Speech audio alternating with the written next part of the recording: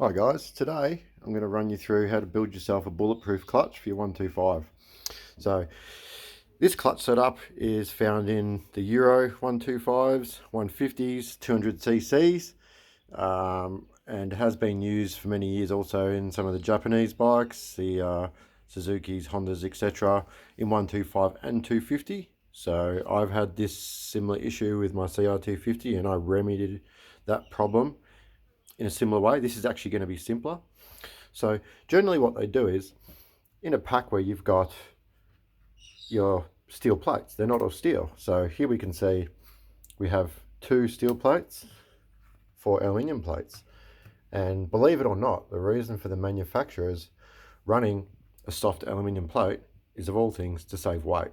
Now, they're claiming that you're lightening the rotational mass of the clutch like you would lighten a flywheel, makes the bike rev quicker, so on. Hence why they're doing it for smaller bore 2 strokes, obviously trying to get those revs up a bit quicker. But look, in reality, we're talking grams here. We're not talking, kilos ounces. So pretty much, if I could change these 2 systems over to all steel to run, and then run a standard one with the aluminium, and you could tell the difference, an average rider, I'll buy you a beer, because it's not going to be much. All right.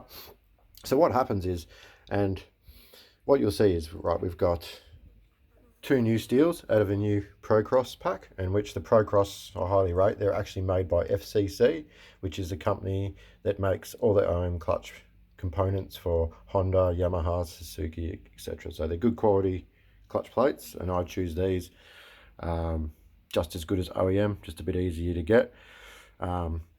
So what I've done, a few measurements here, is you've got steels out of a 2018 TC125, roughly got about 100 hours on it. Now, I measured them up with verniers, come out pretty much 3mm.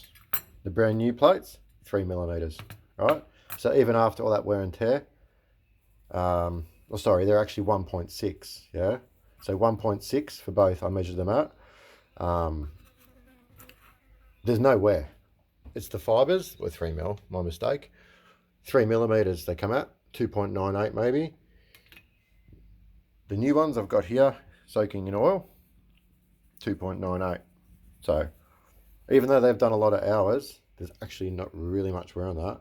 Now, it's a shame because that's a well usable, quite a strong clutch pack, and it's been rendered useless because if you have a look at these plates here, look at the dish in them, the groove.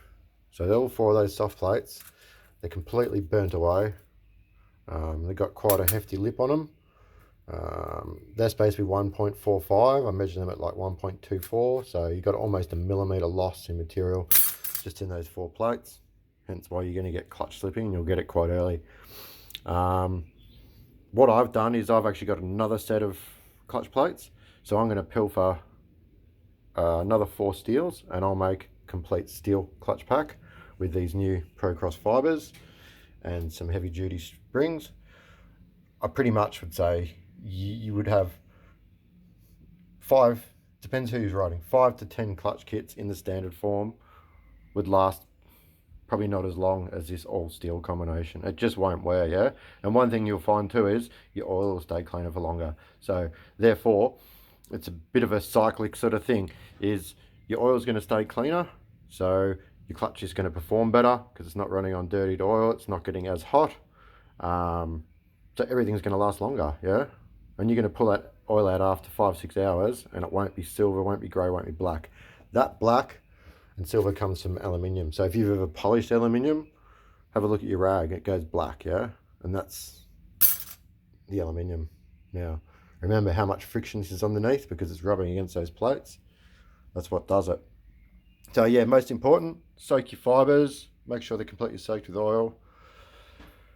I'm lucky enough I can pilfer some plates from 2 other kits, and I've measured them all, and they're all within spec. They're no thinner, they're not warped, they're no thinner than these brand new ones. So happy days. Now, as far as making it easy and a bit more affordable, this is out of a TC125, which is actually now a TC150. So obviously these plates were towards the end of their life, burnt them out super quick with that extra horsepower. Now, Honda CR125s use exactly the same clutch kit. So fibers, steels with aluminiums, identical, right? What you can do is you can go onto the parts finder, someone like Bolton's or another Honda dealer, and you can actually, through Honda, you can actually buy these components separate. So what you could do is you could buy either all the Honda parts separate and just replace all the steels, yeah? Or you can buy good aftermarket or genuine clutch kit, right? And then just order 4 more steels and you're going to have a clutch pack that's going to last forever. Now on a little 125 or a 150 that's prone to a lot of clutch abuse, mate, you're going to need to do this because, yeah, your clutch is just going to last and last and last. Much better performance. The only difference I've seen is maybe when they're cold, it's a little bit grabby with the steel. It takes a bit longer to warm up. It can sort of, right at the start, it just sort of zaps in a little bit. Obviously the aluminium's a bit softer, so it's heating up quicker.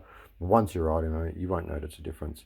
Anyway, I'm going to get this back together, and that's just what I thought maybe is a handy little tip, how to get yourself a pretty bulletproof clutch for a fraction of the price of something like a Hinson, for example. So I'll get this back together, and yeah, hope it was a useful tip. Cheers, guys.